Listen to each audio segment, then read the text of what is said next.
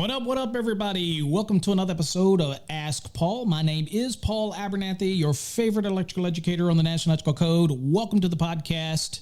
If you're not familiar with the podcast, this podcast is designed for you, the listener, to be able to submit questions to me directly so that I can answer them via email or, if selected, via podcast like we're going to do today.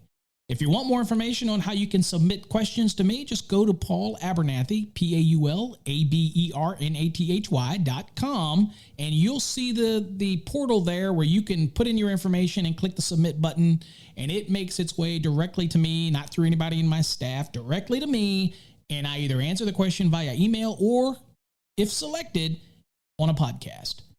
So check that out over at paulabernathy.com.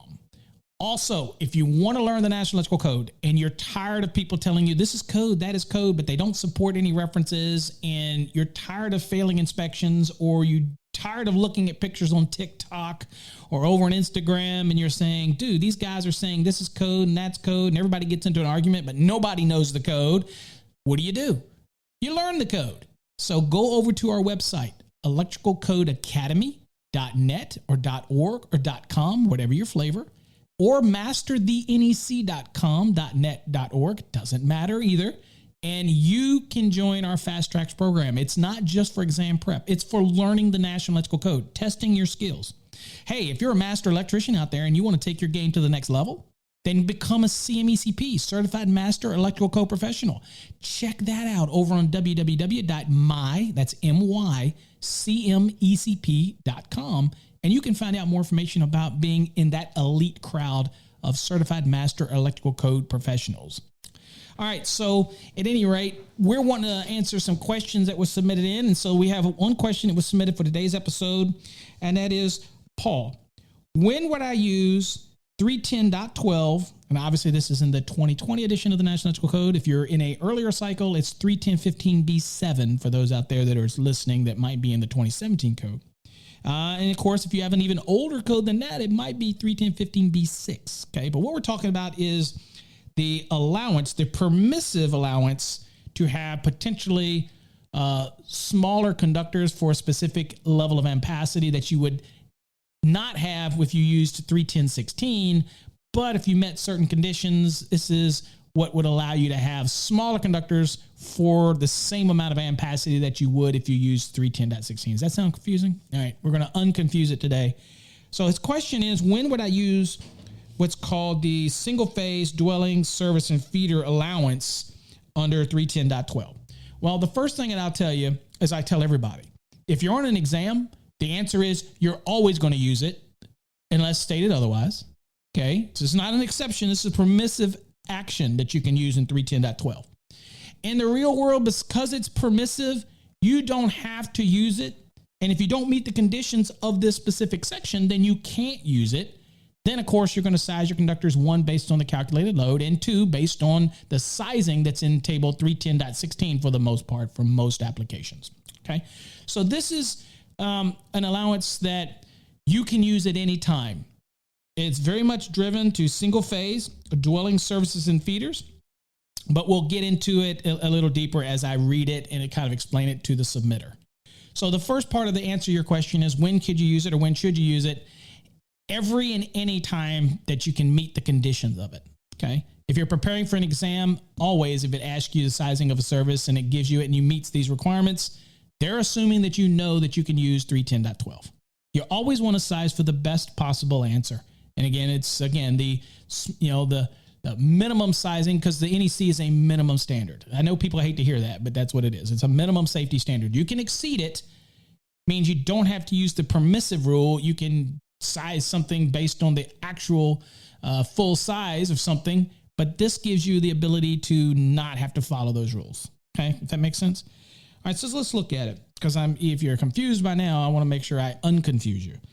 All right, so if you have your code book, and for those that don't worry, I'll paraphrase it out and make it easy to understand.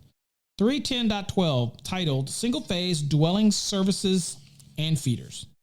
It says, for 1 and 2 family dwellings and the individual dwelling units of 2-family and multifamily dwellings. So this is going to allow me to do it to a single family. This is also going to allow me to apply this rule. So because you saw it said services and feeders, it's going to allow me to apply this rule where applicable to dwelling units that might be in a multi-family complex.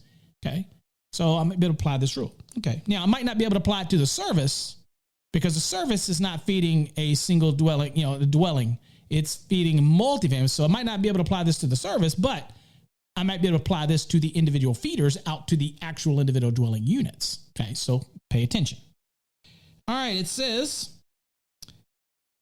and let me read it again, because again, when I always stop, it kind of breaks the context of it. So for 1-family dwellings and the individual dwelling units of 2-family and multifamily dwellings, service and feeder conductors supplied by single phase 120/240 volt systems shall be permitted, permissive statement, to be sized in accordance with 310.12a through D. Okay, so this is our permissive rule.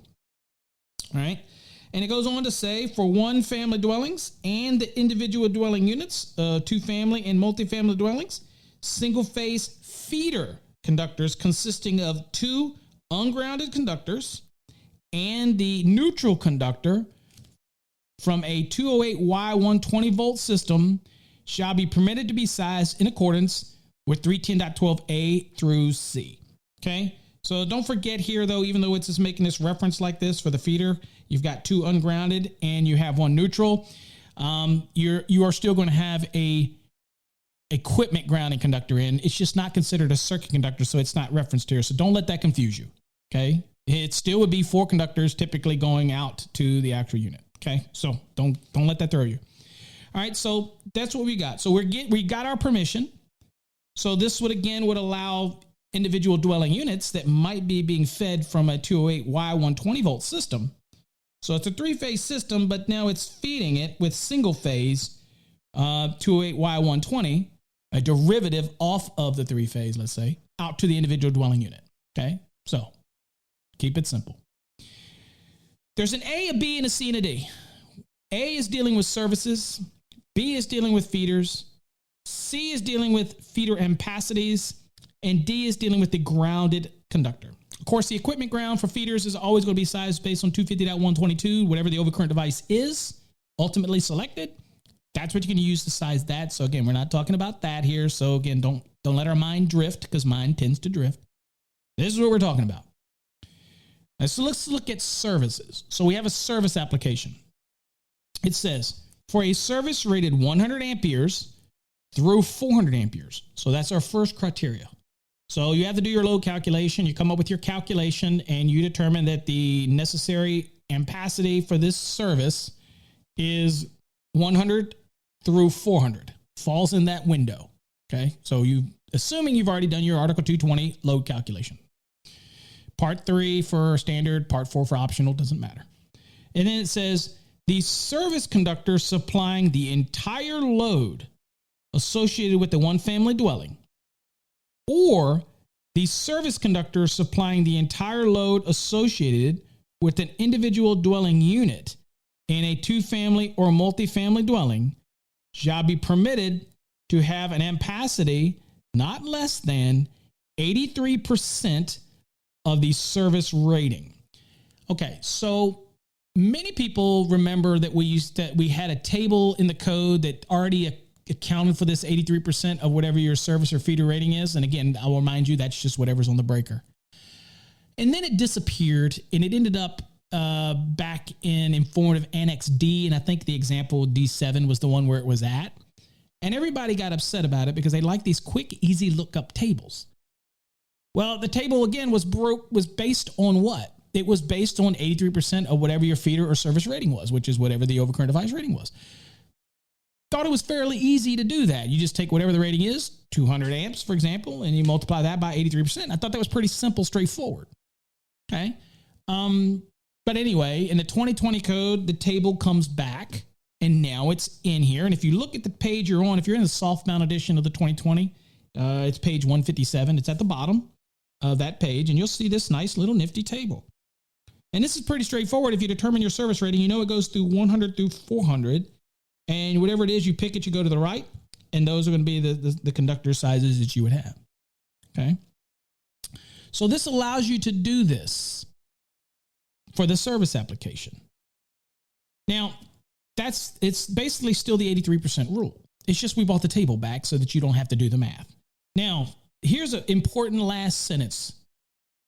It says, if no adjustments or correction factors are required, Table 310.12 shall be permitted to be applied.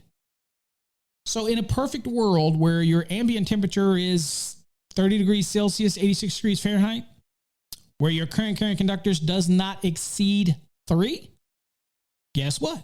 You can use this table. Now, I think 99.9% of the people out there do not take an ambient correction into consideration. I'm pretty sure they don't. I'm pretty sure they don't go, wow, it's actually different than 30 degrees Celsius or 86 degrees Fahrenheit here, so I've got to make some kind of correction. I don't think people do. And then for the other part of it, I don't think usually for these services you have more than 3 current carrying conductors anyway, so they don't make an adjustment. I think that's just what happens. So they just pull straight from this table and you go for it. I can tell you a single family dwelling, you're probably not going to think about the correction that needs to take place for the ambient. I'm pretty sure you're not. And you know that you're not going to have an adjustment because you're not going to have more than 3 current carrying conductors. You're going to have 2 hot conductors. And the neutral is carrying the imbalance, so it's not, in this case, considered a current carrying conductor. So you're going to have 2. You're not going to do anything. You're not. All right, so I think that's what people would do. So bringing this table back is great. You can pull it. And like I said, most people, I think, probably don't worry about the ambient temperature. I'm sure they probably don't even give it that a consideration. Okay. All right. So that's what it is. And basically what you're seeing is to kind of tell you how this works out. If you look at the table and you see a 200 amp, okay. So let's think of a 200 amp service. And that's what the rating is. And you use the 83% rule. You go 200 times 83%. That's 166. So the conductor has to be sized no less than to carry 166 amps. So this table just does it for you. So in this case, if you were to flip over and look at 310.16 under ampacities, and you look under the 75-degree column, we'll stick with copper, and you look for a conductor that can handle 166 amps, you'll notice that it says a 2-aught. Well, if you come back to 310.12, you look and you see next to 200, you see a 2-aught, right? But if you flip back to the ampacity table, you notice that a 2-aught's only good for 175 amps. Although we're terminating this onto a what? We're terminating it onto a 200 amp overcurrent protected device. The caveat here also is that you've done a load calculation and your calculated load, right, is not going to exceed whatever the rating is of the conductor. Okay. I mean, that's important. This conductor is rated for 175 amps. We're going through an exercise on what can be terminated on it. But at the end of the day, we're remembering something. We still have to have a conductor that can handle the load. So you still have to do a load calculation. Okay. This in no way means using 310.12 that I could put 200 amps on this conductor. Even though because the overcurrent device is 200 amp rated, it is plausible that the load could be 200 amps. This rule is just allowing you to do that because it figures that there is diversity involved, especially in these single-phase applications, single-family dwellings, 2-family dwellings, and the individual dwelling units of a multifamily. There's diversity involved in here. So it's playing on that diversity, okay? So at the end of the day, basically what we're saying is the conductor can't be sized less than 83% of the service rating, okay? And then that's why I would say, okay, so it can't be less than 166. Now, interesting thing about this is if you do have adjustment and corrections that are taking place, then you would be able to use the 90 degree for adjustment and corrections, but you wouldn't be able to use this table. So then you would just go like you normally do, and you would end up using 310.16, but you would have to apply the adjustment and corrections to make sure that after these adjustment and corrections, based on the conditions of use, I still had a conductor that was rated no less than 83% of the rating, okay, after these adjustment and corrections took place. Now, remember, all of this is a permissive use. So, I mean, you could full size it all out if you want altogether. It's 200 amp service. You could size the conductors for 200 amp and walk away. You just do it if you want. This is a permissive rule, okay, to do that. And when should you apply this for like one family dwellings, two family dwellings, things like that? Always, always. Now, when it comes to multifamily dwellings, this is something that the designers got to think about, because the service coming to the entire complex wouldn't qualify. That's got to be sized in 310/16 based on the calculated load and yada, yada, yada.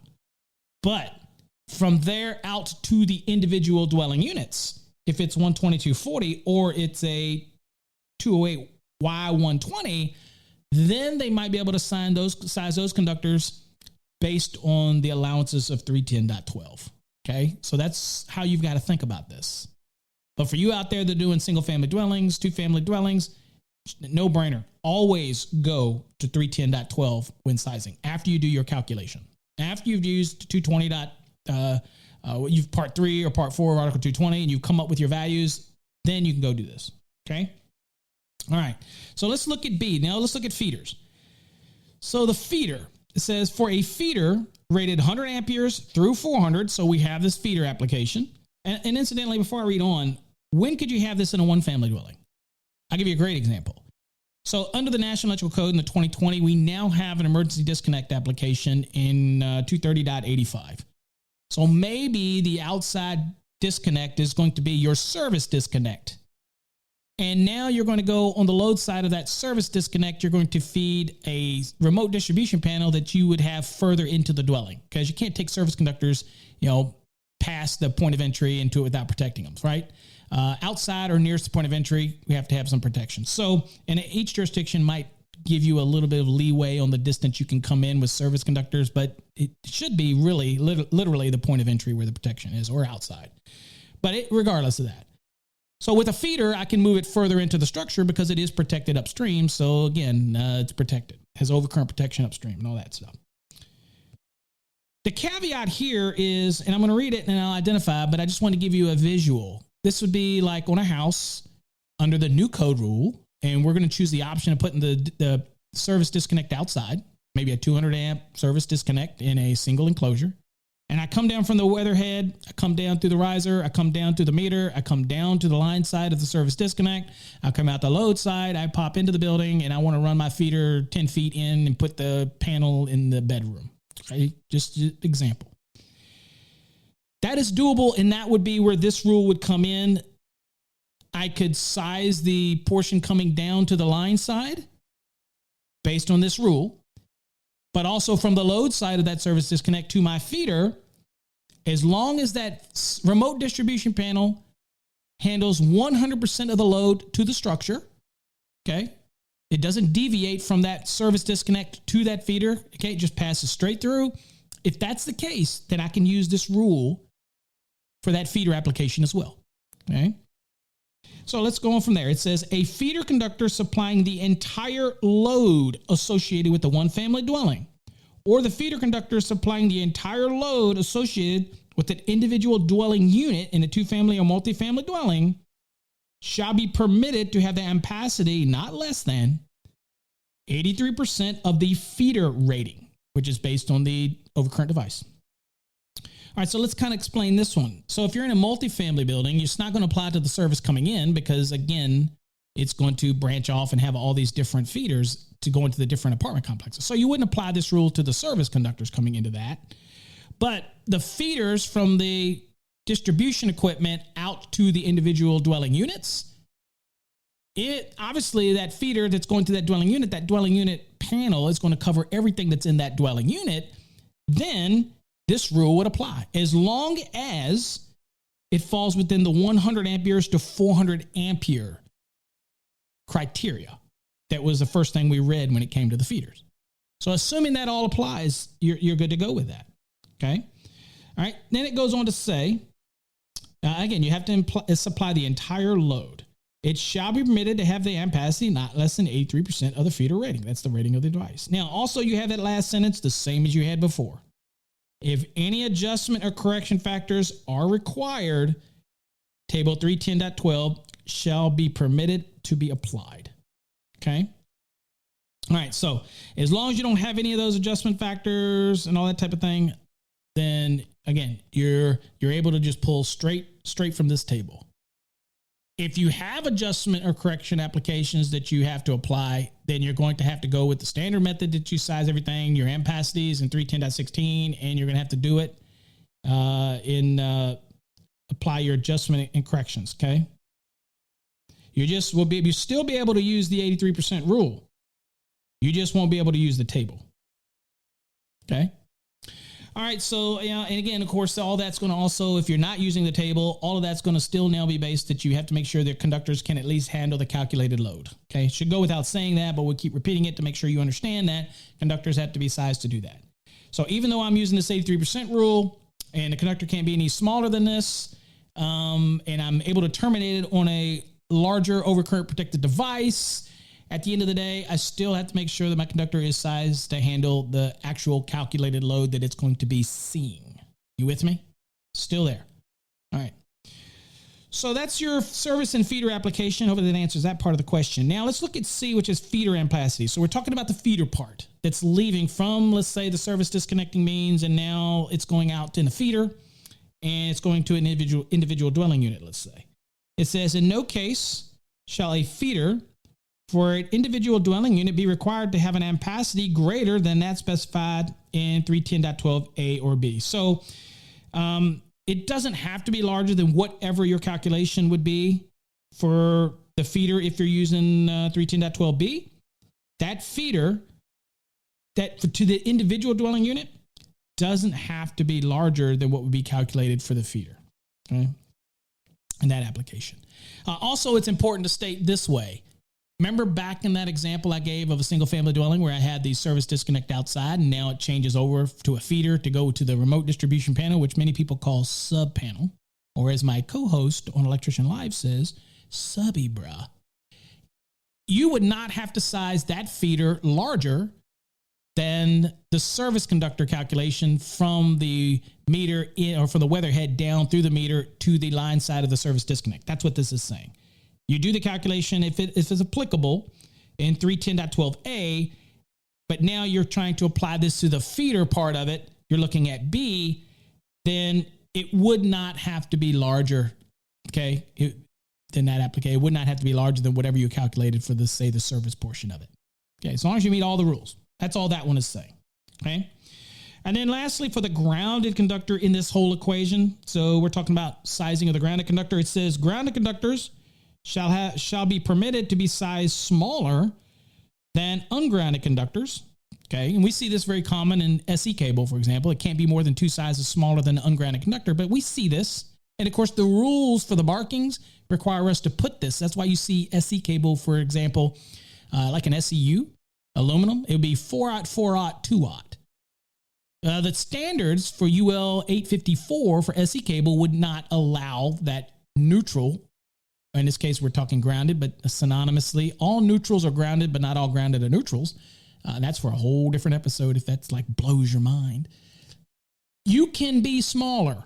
However, it tells you that they can be sized smaller than the ungrounded conductors if the requirements of 220.61 and 230.42 for service conductors, or the requirements of 215.2 and 220.61 for feeder conductors are met. So meet those rules, the rules for sizing. Obviously, it's got to handle the imbalanced load from any phase. As long as you meet all those rules, then it's okay for that grounded conductor to be smaller. Now, this is all tailored, to be honest with you, because of the common use that people would have with like an SE cable. But even people that do raceways, sizing their grounded conductor could be smaller, but again, it's got to meet the load calculations, got to be able to handle the imbalanced loads. You have to do a calculation. And if it results in a grounded conductor that's smaller than the ungrounded, then it's okay, as long as it's sized to handle the imbalanced load. Okay. All right. So there we got that. So, and then after that, that was D. And then after that, it says where corrections and adjustment factors are required by 310.15b or C. And again, B is the ambient temperature other than 30 degrees Celsius, 86 degrees Fahrenheit. which I know none of you pay attention to, or C, which is current carrying conductors that exceed 3. If that's the case, they shall be permitted to be applied to the ampacity associated with the temperature rating of the conductor itself. So what this is telling me is you can use, if the conductors are rated for 90 degrees C, then I can use 90 degree for adjustment and correction purposes. But then never forget what? Terminal limitations. Never forget 110.14c and some of the terminal limitations that we might follow. And we have a podcast on that available over on our website. If you're a monthly subscriber, you get to hear all those good podcasts and things like that. Or you could attend our Thursday nights with me and Jay. That's Electrician Live at 8 o'clock Central Standard Time over on electricianlive.com or over on youtube.com/Master the NEC. You can listen live each week on Thursday nights. All right. So hopefully that answers your question. If you want to see an example of how this works, go to example D7 of Informative Annex D in the back of your code book. You get to see a good little example of how this works. And hopefully you get a better understanding of the use of 310.12. Again, when should you use it? Anytime it's applicable, use it. It's going to result in smaller conductors. But because of the diversity based on what this rule is about, it's okay. It's not going to hurt anything. You're perfectly fine. Now, one thing I want to finish up with, because I get this question asked a lot. They say, well, Paul, so let's say I'm doing something like this and I'm looking at, let's say, a 200 amp service. And you look on here, it says 4-aught aluminum. Okay, that's very common for this application to use a 200 amp service, use 310.12, and they're going to use a 4-aught, 2-aught for this application. We assume they've done the load calc, so they know what they're doing. This says that that's perfectly okay. Well, if you go look at ampacities in 310.16, if you look under the 75 degree column, you'll notice that a 4-aught aluminum is good for 180 amperes.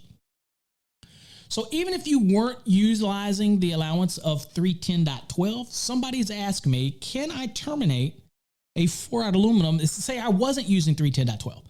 Can I terminate a 180 amp rated 4-aught onto a 200 amp overcurrent device? And rather than making a whole nother episode out of why you can do that, I will just tell you this. In your code book, one of the things that you want to look at that's going to be giving you this permission is first to look in 240. And when you look in 240, you're going to be looking at 240.4b. And that is overcurrent devices rated 800 amperes or less. Okay, so it says, so that's important, 800 amperes or less. But of course, if you're using a 2-aught, 4-aught, that you're going to fall well within that category. So again, it's a no-brainer.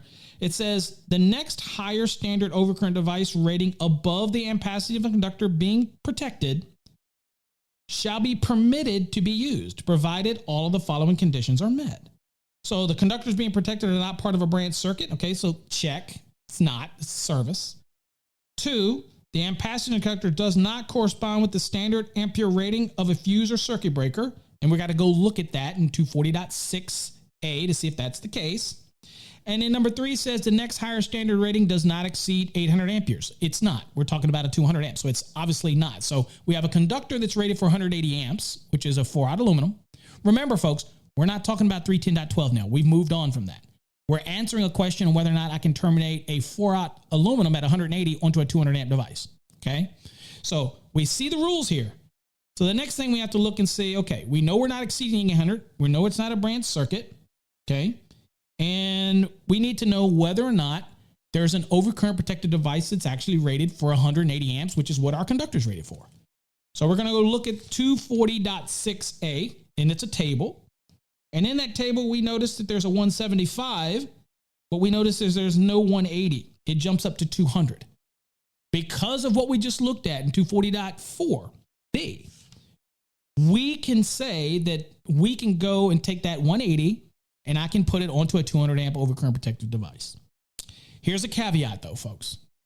Your calculated load, you can do this, but your calculated load still can't exceed the ampacity rating of the conductor, which is 180 amps. So if you've done a load calculation and your load comes back at 165 amps and it's a 200 amp service and you're wanting to put it on a 4-aught and you're not using 310.12, which you should, but maybe you can't use 310.12. Maybe there's something that says you can't use it. Maybe there's something you're not able to use that table for or that code rule for. Okay. Well, I'm using the general method of how I do this. So in that case, I meet all the rules. My 180 still can terminate on a 200, still can be a 200 amp overcurrent protected device, still considered a 200 amp service. However, my calculated load cannot exceed 180 amperes. And as long as you do that and you supply that, perfectly okay to do that. And that's kind of how the code works. All right. There you go. It's all based on calculations. That's why it's so important for you to actually know how to do a calculation. And if you don't know how to do a calculation, then what are you doing? Come on over to our website, masterthenec.com. Get in our Fast Tracks program. Learn how to do it. Come to our Wednesday night sessions live with me. You can ask your questions to me. Bring it. I don't shy away from any question. They're not pre-scripted. You can ask me anything. So if you want to do that, join us. So folks, till next time, remember, if you have any questions, go to paulabernathy.com, submit your questions to Ask Paul. I'll either answer them in an email or in a podcast. Till next time, folks, stay safe and God bless.